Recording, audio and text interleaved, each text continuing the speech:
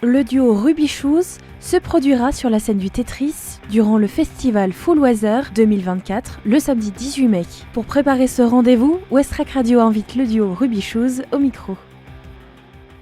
Bonjour à vous Ruby Shoes, bienvenue Bonjour. sur Westrack. Bonjour, hello. Bienvenue, vous allez vous produire prochainement sur la scène du Tetris. Alors est-ce que vous pouvez vous présenter aux auditeurs qui ne vous connaissent pas? Qui est Ruby Shoes et comment est né le projet?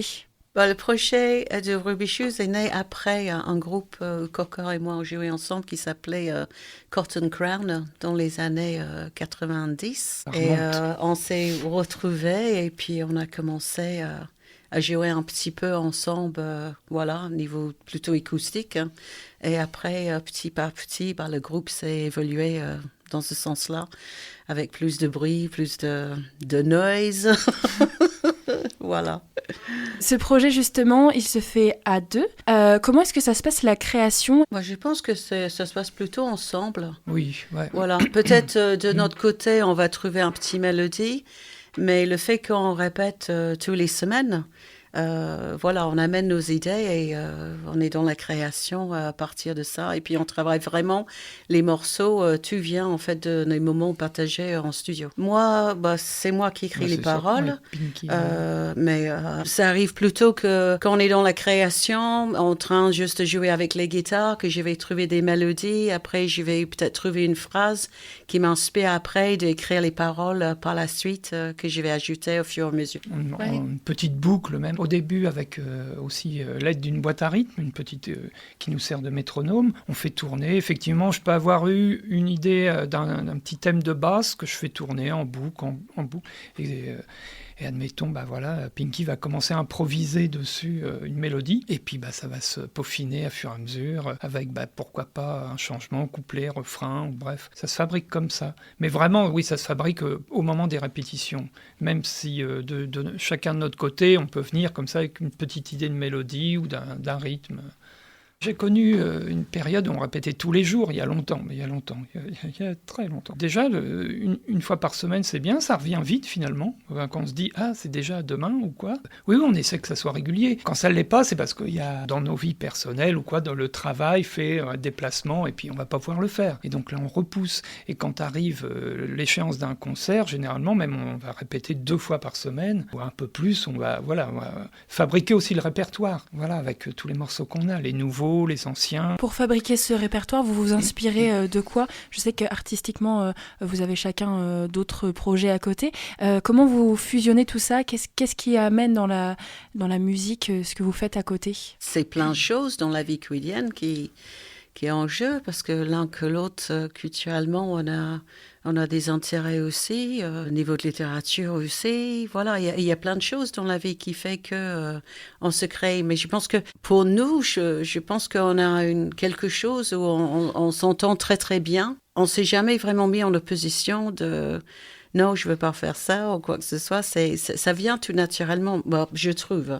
Mais oui, voilà. Complètement. Mais je trouve que au niveau de complicité, c'est pas pour rien que qu'on joue ensemble, c'est parce que c'est très facile pour nous de justement dans la création, je trouve, sans trop en parler de nos idées ou quoi que ce soit, ça vient tout naturellement. Il y a une sorte de fusion entre vous qui permet de créer plus facilement. Tout à fait, tout à fait. C'est comme ça que ça tient d'ailleurs. On n'est pas des grands musiciens, des grands techniciens. Alors là, loin de là, techniquement, avec nos instruments et tout ça. Mais ça part de l'émotion, de la sensibilité, d'un moment. On a une quantité de morceaux, même des fois abandonnés parce que on est peut-être des fois passé trop vite à une autre idée. De ce côté-là, ça sort assez facilement. C'est dur quand il y a un choix à faire sur un projet d'album, par exemple, de se dire quelle chanson on abandonne et quelle chanson on garde. C'est par progression, avec l'arrivée des nouveaux morceaux. Ça se fait naturellement, je sais pas, mais comme ça, non, ça nous torture pas. C'est en réécoutant des fois des anciennes, des répètes ou des moments où on avait enregistré comme ça pour voir, où je me dis, mais tiens, au fait, ce morceau-là, on le fait, puis on l'a abandonné, ou quoi, on pourrait le reprendre. Mais effectivement, là, si pour un album, on en choisit 10, oui, il y en aura qui vont rester un petit peu sur la ligne de touche, en attendant de mettre le maillot et de... En attendant d'être retrouvé, peut-être. Exactement. On pourrait faire 3 triples albums, là, je pense. Si on ne connaît pas Ruby Shoes, justement, par quoi est-ce qu'on peut commencer ? Quel titre vous conseilleriez à quelqu'un, un auditeur, qui vous dit « je ne connais pas du tout le projet ». Qu'est-ce qui identifie bien ce duo ? Je ne sais pas si c'est si facile à répondre à cette question-là, parce qu'on a deux côtés. On a un côté qui peut être un morceau qui est assez rapide, électrique, et très électrique, ouais. et puis on peut avoir un autre morceau qui est complètement très balade, très balade. Oui, oui, bon. c'est très doux. Voilà, c'est difficile. Ça peut être. Ça dépend. Mais je pense qu'avec ta voix, pour les gens qui écouteraient 2-3 morceaux, même si on enchaîne d'un morceau assez électrique sur une balade, c'est la voix de Pinky qui qu'emmène. C'est ce qui se passe pour d'autres artistes, des groupes et ainsi de suite. Pour moi, c'est souvent la voix de la chanteuse ou du chanteur qui m'emmène et qui va me faire suivre l'envie de continuer à écouter tel groupe, tel artiste, et voilà. Ça peut être aussi l'histoire qui est racontée. Qu'est-ce que ça raconte en général, Ruby Shoes ? Je demande à Pinky si à chaque fois ça parle de moi.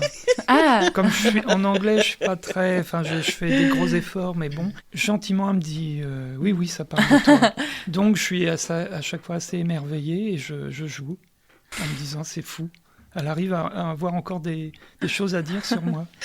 Est-ce que c'est vrai, ça ? Ou c'est... Pinky, attention à ce que tu vas répondre. Vous ne osez peut-être pas dire non ? Pas tout à fait. Et ben voilà.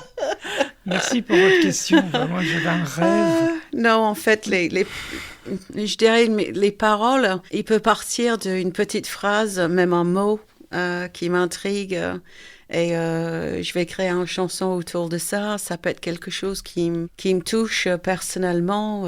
Je pense à un morceau qui s'appelle 1984, 1984. Je parle de Brexit, qui m'a vraiment bouleversée. Mon pays natal puisse voter pour quitter l'Europe, ça m'a vraiment blessée. Dans ce morceau-là, je parle aussi j'ai plein de choses, en fait. Il y a le bouquin de George Orwell. En fait, ça vient de ça, parce que je parle un petit peu de ça. Après, je passe à Brexit. Après, je passe à les politiques d'aujourd'hui. La situation des femmes qui me touche beaucoup. Et puis, la liberté, en fait, des femmes. Souvent, dans mes paroles, il y a quelque chose qui parle de, justement, cette liberté qui va être souvent cité dans les paroles. Alors, je me permettrais quand même de me rattraper en disant que aussi, peut-être, chacun peut s'identifier et imaginer ce que ces titres racontent. Ben voilà, est-ce que je me rattrape bien ? Mais ça va ? Super, trop bien. Mais je m'identifie, mais sur tous les titres. C'est dingue.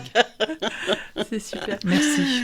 J'essaye en tout cas. Mais merci. Ruby Shoes, vous allez donc monter sur la scène du Tetris. Est-ce que vous avez une petite habitude avant de monter sur scène, quelque chose que vous faites, je sais pas, pour vous donner un peu d'énergie ou peut-être libérer ce stress ou un peu cette envie qu'on peut avoir ? Vous avez des petites choses que vous faites avant de monter sur scène ? Pas vraiment, mais ce que j'aime bien, c'est quand il y a quelques minutes d'isolement. J'essaie de garder ce petit moment quand c'est possible. Ça dépend du lieu, mais généralement, c'est assez possible. C'est un petit moment d'isolement avant. Donc, on est tous les deux, on va pas rentrer dans une grande discussion, ni avoir la tête dans les genoux, à trembler de partout. Voilà, tout simplement, être tranquille, quelques secondes avant. Non, il n'y a pas trop de sinon. Oui, c'est exactement ça. On est très calme, on essaie de rester très concentré. Et moi, évidemment, en tant que chant, je vais passer, il y a un moment où je vais aller chanter quelque part pour réchauffer un peu ma voix avant de monter sur scène. On se connaît assez maintenant que voilà, il y a le regard, on a déjà un langage où on sait exactement ce qui se passe. S'il y a un problème ou quoi que ce soit, il n'y a pas de panique, tout va bien. Oui, on peut se regarder en disant t'inquiète pas, on se rattrape. Qu'est-ce que vous avez envie de dire aux auditeurs pour leur donner envie de découvrir le projet et de venir vous voir au Tetris ? Nous, déjà, on est très excités à l'idée de jouer.